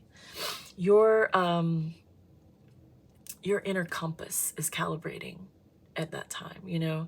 That's how I see it, and that's what I think about it. So this is the law of attention and concentration, and it's about changing how we see things, which is exactly what these were talking about. You know, it's like if what we pay attention to and the way we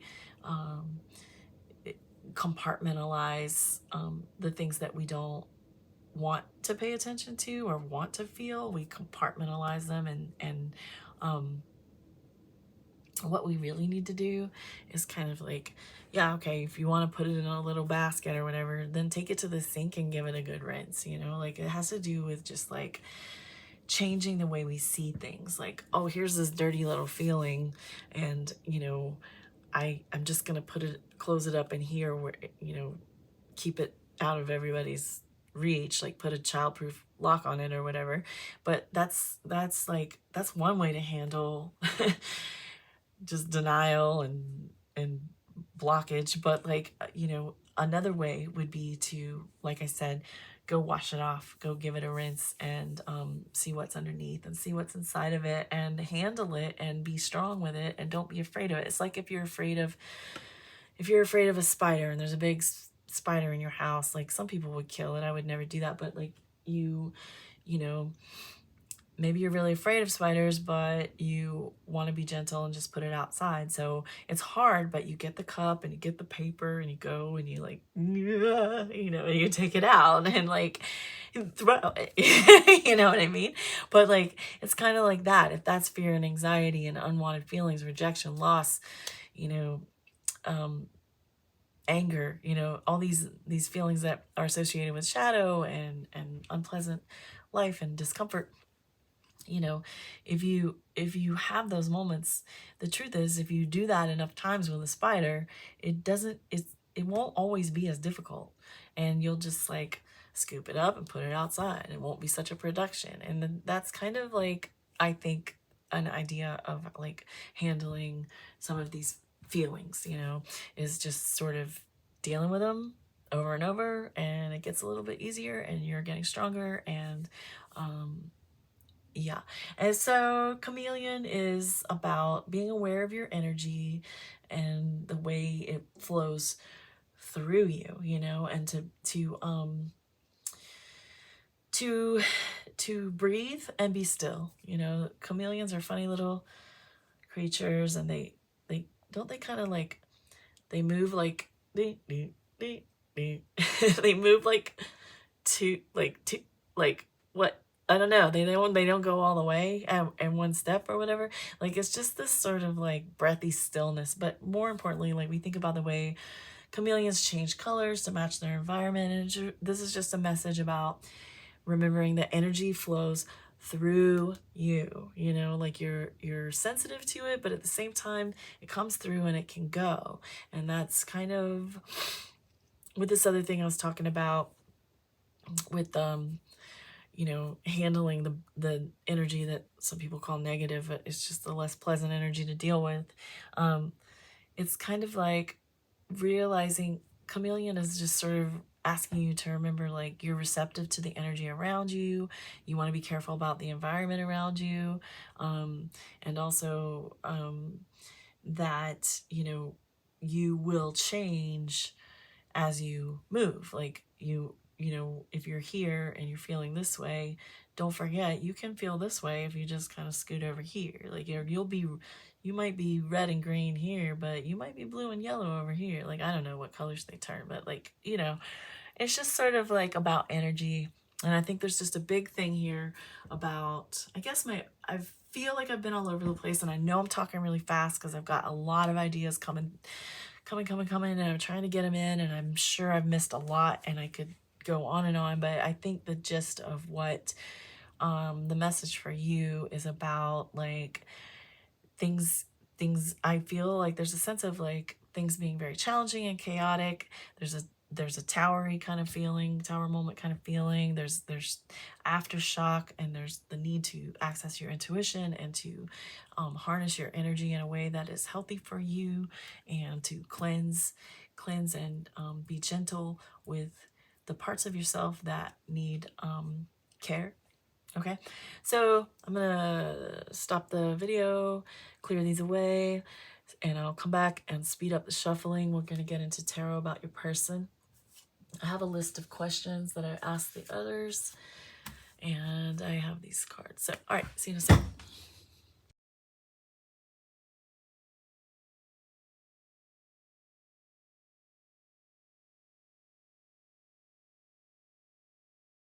Okay. Got a new candle. If this one burns out, don't take it personally. It's not going to affect anything. There's no shortage of candles burning.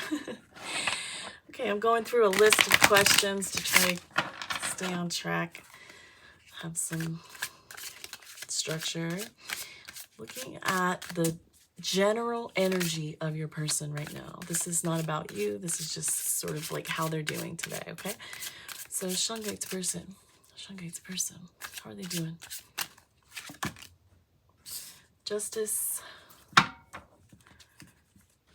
One more. Shungite's person. What are they doing?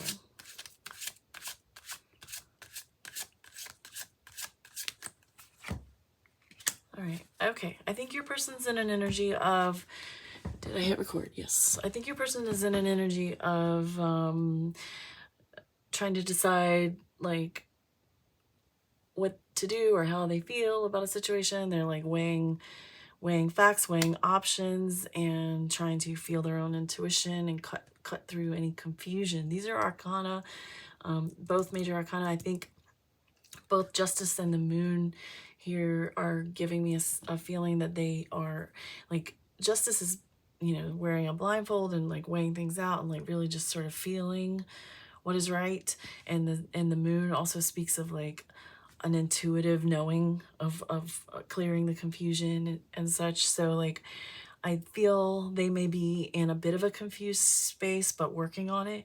And with the two majors, I get the sense that they are definitely in a sort of pivotal place in life in general, and big stuff on their mind and in their hearts right now. Okay, What is shungite's person currently feeling about? What is your shungite person? What is your person? I feel like I have to say them out loud, whereas if I were by myself, I might not. Anyway. Shungite's person currently feeling about shungite. Ooh, my eye is itching again. Was that at the beginning of your first part? Weird. Four of Swords. They're thinking. They're in a contemplative state. They're taking a time out. They're hoping for peace, peacefulness. A little bit exhausted. What is this person feeling? Oh wow! I just got a weird. I'm getting a lot of physical stuff today with the readings, and I think it's only been in the third one that I've been having eye stuff, but I literally just felt like I got kind of like plucked in the middle of my throat, like where that sensitive spot, where the the soft spot in your throat. There's a lot going on right here. I'll see if it happens again, or I'll try to make sense of it. How's your person feeling about you? What the hell is this shungite person's feeling about shungite? Wheel of Fortune. So they're in they're in a bit of a resting spot. They're like taking a time out. They're taking a pause. It's a contemplative energy. Four of Swords energy. You can't knock it. It's not the worst place to be. It's like a place of just sort of like resting and not doing anything and just maybe thinking about it when they're not sleeping. I think literally I have seen this card come up a lot for when someone's actually sleeping. So as far as their feelings for you, I believe they are just sort of like sitting with those feelings and thinking about everything, and thinking about possibly like what has happened, what they might want, how they feel. Just taking some space and some time. And then Wheel of Fortune is speaking to me like they feel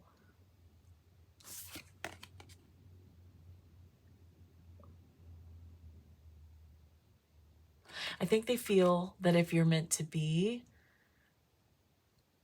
it will work out. I don't know how much ownership or accountability they will have in that sort of movement, but I think they're in more of a space of giving it up to like destiny, where you're concerned. Kind of like if you line back up together again, it wouldn't surprise them. I think that's the feeling that I get. I will say this, when there are certain cards, and I had to say it in another reading, there's certain cards that make it feel, that make me feel less confident about trying to get any kind of like intentions or predictions, because Four of Swords is one of them. This person is in a contemplative energy, and we don't know what, we can look at how their energy is leaning, and, we can speculate on what they might decide based on that current energy, but we don't know, because we all have free will, and something could come up, and anything could come up. And like I said, I think I said in the last reading, there's you, there's them, and then there's like a million people on either side of them, and of you. Like there's a lot of forces at play here. Something totally unexpected could happen.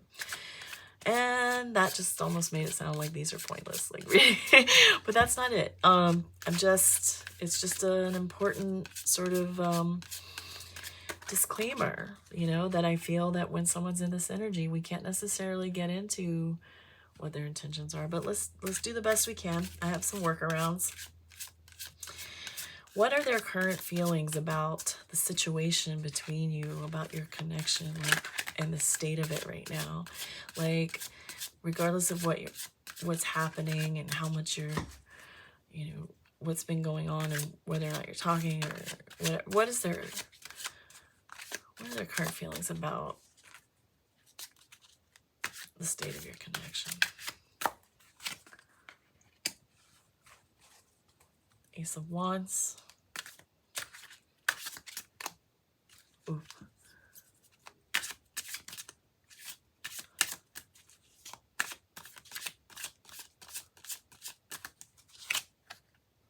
And the Emperor. So you're the third reading. The last two had really good outlooks. And, you know, I was really coming into today prepared to tell somebody that their situation was over and the person wasn't thinking about him and it was all to shit.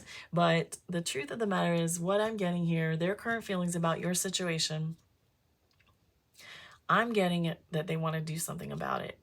Like the current status of it, they do wish they could do something about it, want to do something about it. They're thinking about what to do about it.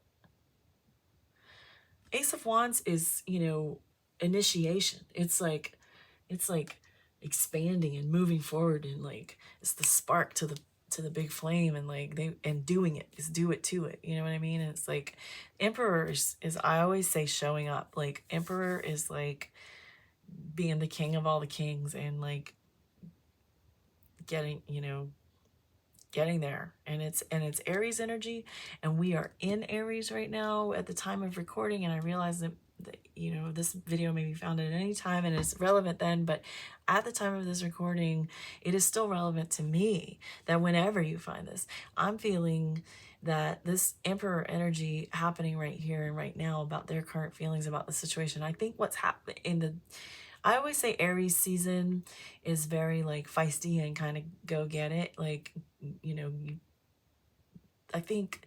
I feel we come out of Pisces feeling a little emotional and like worn out from being like, wah, like a lot of us kind of go through it and there's a lot of sadness and crying, but like Aries is like, oh, okay, it's on. And I just kind of get the feeling that like, as far as their feelings about the situation with you, they're not done. They're just not. There's a lot of strong, driven, you know,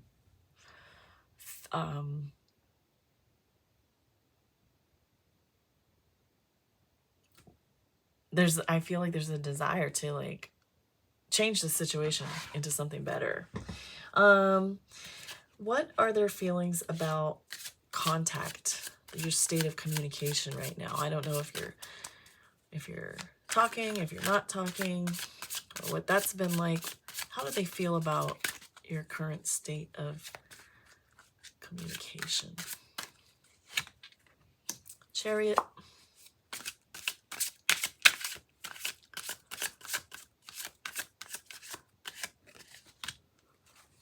And Knight of Pentacles. Okay.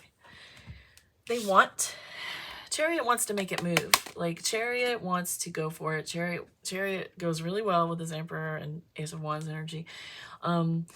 Chariot would like very much to come toward you and do something about it. Do something about the situation and the communication and where it is. But, and the Knight will move too. The Knight wants to come with something substantial. The Knight of Pentacles wants to make shit happen, but at the same time, they're slow. It's the slower Knight from what I hear.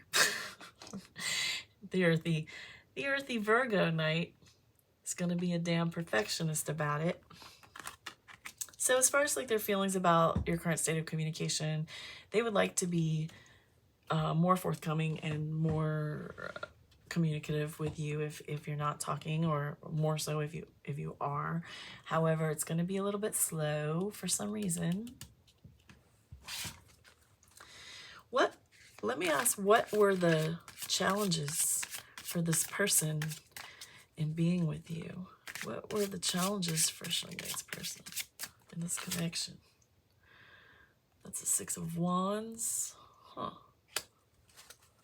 Well, that's hardly seems like a challenge. Uh-oh.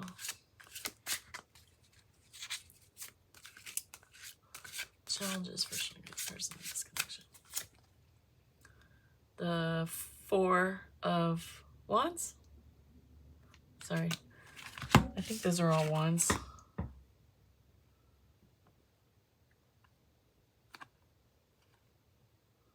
Six of Wands and Four of Wands. Am I reading that correct? All right. Six of Wands is as a challenge. Huh. I'm a little thrown. And Four of Wands as well. I think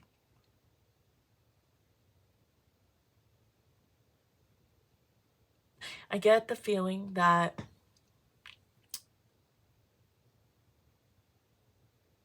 somebody really like thought the world of the other and saw this as, you know, the thing.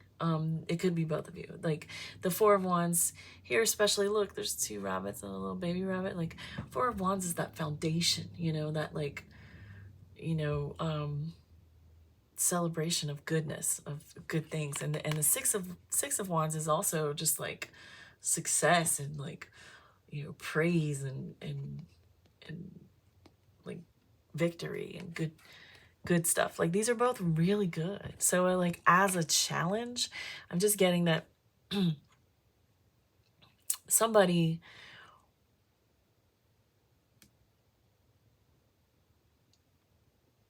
either somebody felt like the other was the one and wanted to do it all with them. Like, you're amazing, I want to do it all with you. And the other one didn't, it was out of balance. Or you know, yeah, this is whew, this is perfect. Okay, yeah, putting it right over this Wheel of Fortune makes perfect sense to me, and it all just tied, like I got the hit. Like it has to do with timing. This is about timing. The challenge being timing, that you both in ways felt this about each other and wanted to do this, but there was an issue with being on the same page and the same place in the cycle, different places in life, different places in plans. That's painful. All right. What are their intentions? What are Shungite's person's intentions regarding this connection? Three of Swords. Let me see. Regarding the intentions in this Three of Swords. Two of Pentacles.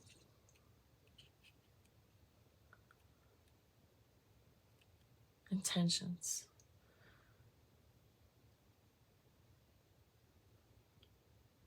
I think they're just right now, I hate to say this, but I think they're kind of wallowing in the heartbreak. And sorry, my phone.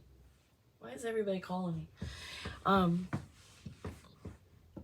I feel like they're kind of wallowing in the heartbreak. Like it's like they're feeling it. And I think it's necessary. It's important for you to know that it's necessary for them to feel it.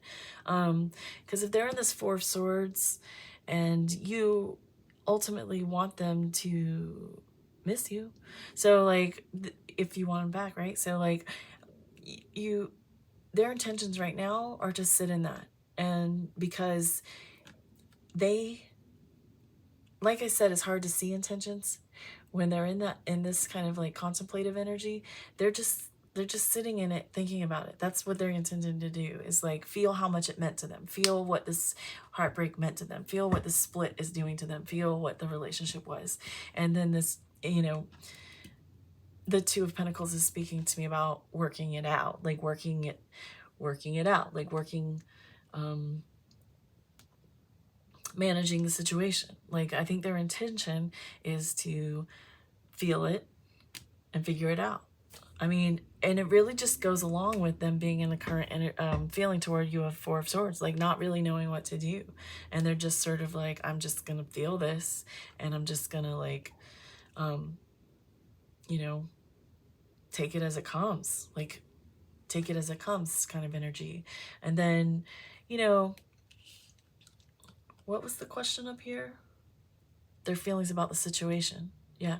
I think, you know, I think they do want to come, and here too, they do want to come toward you, and but they don't want to repeat the past. It has to be when the time is right. All right. What is emerging energy in this person around this connection? Around what is the emerging energy around this person in this their side of the connection? Temperance, okay, healing, and emerging more. What's emerging energy for them around this connection? 5 of Pentacles.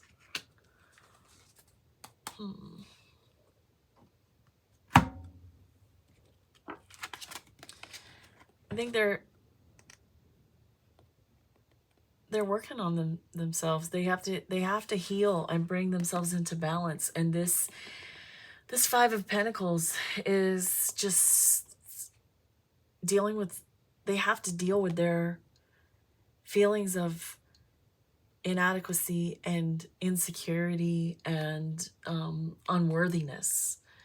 To be quite honest with you, that's what I feel the emerging energy for them is about. It's about bringing themselves into balance and facing, I believe, their insecurities and feelings. Oh, sorry, my daughter's here. Hold on. Okay, apologies. I had to get my daughter off the bus, and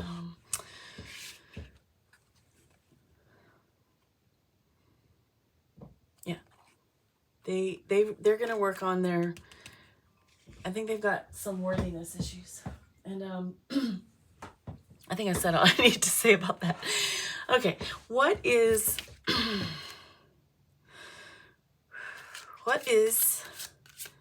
the outlook for a reunion between these two? Spirit, what is the outlook for these two coming together again? Wow. I just want to tell you, I use feeling to know when to stop and kind of like what cards, but I just got this like whole matrix style like feeling like about like this many cards. So I'm gonna try this one more time I'm just gonna get 2, but to me this is saying that there are a lot of possibilities here with group number 3, and like I said, unknown kind of like outcomes, but we're just looking at current energy outlook for the 2 of you. Okay. What is the current outlook? Oh my God, my throat did that thing again. I really get the feeling that this person is in this energy and they just are kind of shut down. And I don't remember where, oh yeah, this talking to you thing, like they do want to talk to you. I think they don't know what to say. And I almost get the feeling that I am being sort of like used or nudged in a way that to do something they can't do for some reason. I just don't think, when we look at this and I get the sense that this is a person who has personal insecurities and feelings of unworthiness and stuff. And I don't think they're feeling very confident, even though we got like these confident Ace of Wands, Emperor, you know, Chariot, Knight. Like there's a lot of confidence in, you know, knowing that how they feel about you and knowing they want to talk to you. They know that much, but they don't feel like they themselves can handle it or do it or know what to say or know what to do. And they have so much they wish they could say. They just feel really stuck. And with their current energy being like this blindfolded justice and this moon of confusion, like I feel like they're really desperately trying to come into a knowing and an intuition. Like they're trying to get that, you know, like they want to get that. And, you know, if this is their current energy, I feel these cards have women on them. And I would say that regardless of their gender or sex, they are in their feels in a way, in a masculine, in a feminine way. And then they're being expressed in a kind of like watery cups, you know, even Venus with the justice kind of like very effeminate way. Like they're just, I think their current energy is very soft, whereas like these feelings that they have about, you know, the situation and contact with you have to do with, you know, some very serious masculine energies. And I think here we are back down here again with Temperance and Five of Pentacles being feminine on the cards again. And it's just speaking to me about like, you know, as far as their intentions go, they seem balanced, regardless of what they are sexually, but like they seem soft, they seem gentle, and they want to, their wants are coming across as very gentle, but their feelings are feeling very forceful.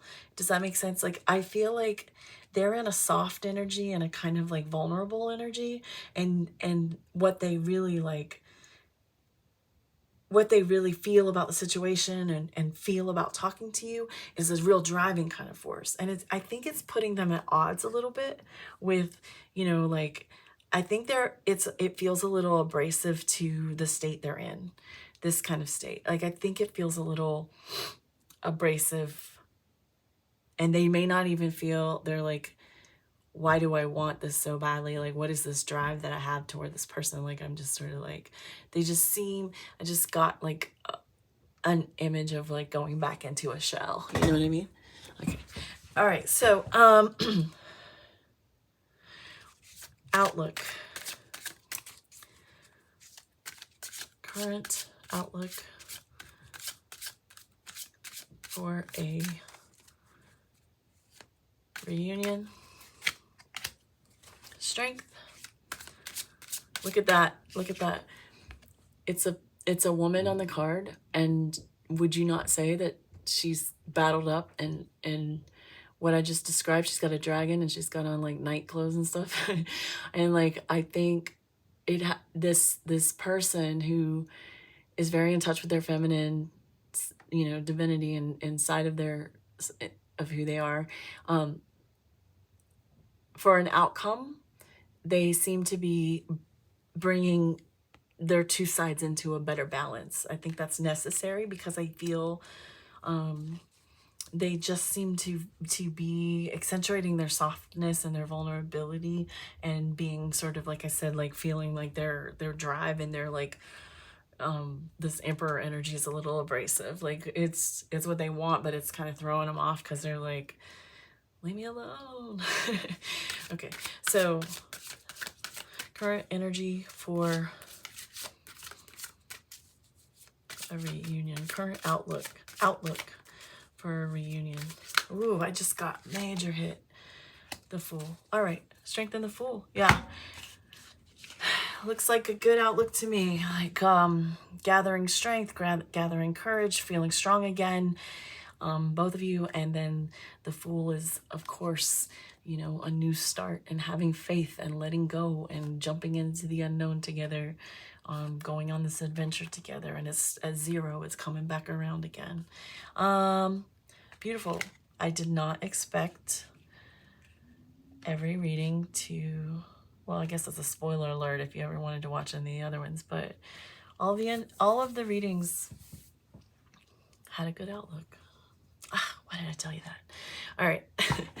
I am going to now do 2 songs from the Psychic Radio for how this person is feeling about you. How is Shungite's person feeling? What is on the Psychic Radio? What is Shungite's person hearing on the psychic radio that is making them think about All I Want Is You. That's a Miguel song. What is shungite's person hearing on the psychic radio making them think of shungite? Lately, you've been on my mind. All I want is you, and lately you've been on my mind. That's Harry Styles, I think. Miguel and Harry Styles. All I want is you, and lately you've been on my mind. I don't think you need me to describe those. And I think that's true. I think that they do want you. Some part of them wants you more than the rest of them at this point. But they'll get there. They'll get there. They'll get in that balance. They'll get that courage. But like, lately you've been on my mind. I do feel they are considering their whole life, and especially here and up here, they are thinking about you. They are thinking about the situation. All right, so here's the last thing I was doing, and this is a little oracle that I have to give this disclosure that I don't always feel super good about using worded oracles in my readings, because I like to channel the words, and these are just, I don't know, I'll be honest with you. Sometimes I see readings and I'm like, well, you're just pulling cards with words on them. I don't know. It's just a thing that I have, and I feel like I'm cheating a little. So I have my own little trick I decided with this that I would do.